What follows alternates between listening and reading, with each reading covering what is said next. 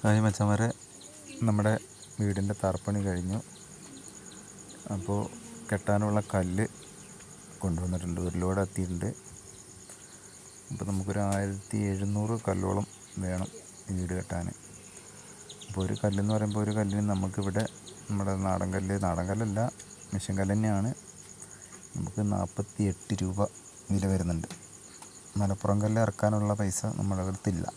മലപ്പുറം കല്ലെന്ന് പറയുമ്പോൾ 65 രൂപ, 70 രൂപ, 75 രൂപയൊക്കെ ഏകദേശം വരും നമ്മുടെ നാട്ടിലെത്തുമ്പോഴത്തേക്ക്. അപ്പോൾ അതിനുള്ള ബഡ്ജറ്റ് നമ്മുടെ അടുത്തില്ല. ഇപ്പോൾ നമ്മൾ സാധാരണക്കാരനാണ്. അപ്പോൾ നമ്മൾ 48 റുപ്യേൻ്റെ കല്ലും കൊണ്ടാണ് കെട്ട് തുടങ്ങുന്നത്. ഇതിലും താമ കല്ലൊക്കെ ഉണ്ട്, പറ്റ മോശമുള്ള കല്ലാണ്. പിന്നെ ഞാനും എൻ്റെ കാരണവരും കൂടിയാണ് ഇത് കിട്ടുന്നത്.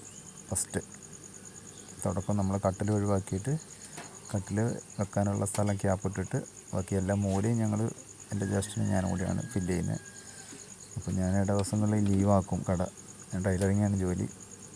അപ്പോൾ ദിവസമൊക്കെ ലീവാക്കിയിട്ട് ഞാനും എൻ്റെ കാരണവരും കൂടിയാണ് ഞങ്ങൾ കിട്ടുന്നത്. പിന്നെ നമ്മൾ സിറ്റൗട്ട് നമ്മൾ ആദ്യം കോൺക്രീറ്റ് ചെയ്ത് എന്തിനാണെന്ന് വെച്ചാൽ നമുക്ക് കോൺക്രീറ്റ് കുഴയ്ക്കാൻ വേണ്ടിയാണ് സിറ്റൗട്ടൊക്കെ കോൺക്രീറ്റ് ചെയ്തിരിക്കുന്നത്. പിന്നെ എളുപ്പമായല്ലോ.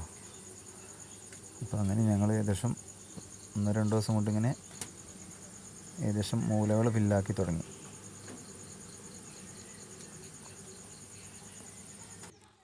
പിന്നെ എൻ്റെ ചാച്ചനാണ് ഫസ്റ്റ് കല്ല് വെച്ചത്. ചാച്ചൻ വെച്ചതിന് ശേഷമാണ് പിന്നെ ഞങ്ങൾ വെച്ചത്. പിന്നെ ഇത്തിരി കാലമായി നമുക്കൊരു വീട് വേണം നമ്മൾ ആഗ്രഹിക്കുന്നു. ഇപ്പോഴാണ് നമുക്കത് സാധിച്ച് കിട്ടിയത്. പഞ്ചായത്തും കാര്യങ്ങളൊന്നുമില്ല, പഞ്ചായത്ത് കൊടുത്തായിരുന്നു, പഞ്ചായത്ത് കിട്ടിയില്ല. പിന്നെ നമ്മളിച്ചിരി ലോണും കാര്യങ്ങളൊക്കെ എടുത്ത് ചെറുമട്ടത്തിൽ അങ്ങനെ തുടങ്ങിയിടുക, അത്രേ നമ്മൾ ആഗ്രഹിക്കുന്നുള്ളൂ. എന്ന പണി തീരുന്ന അന്ന് തീരും, അങ്ങനെയാണ് ഉദ്ദേശിക്കുന്നത്. കൈയുടെ ബഡ്ജറ്റ് അനുസരിച്ചാണ് നമ്മൾ നീങ്ങുന്നത്. എന്തായാലും ഇപ്പോൾ ഞങ്ങളൊരു ഷെഡ് വെച്ചിട്ട് ഷെഡിലാണ് താമസം. അപ്പോൾ അതാകുമ്പോൾ വാടക കൊടുക്കണ്ടല്ലോ, അപ്പോൾ അതിലാണ് താമസം.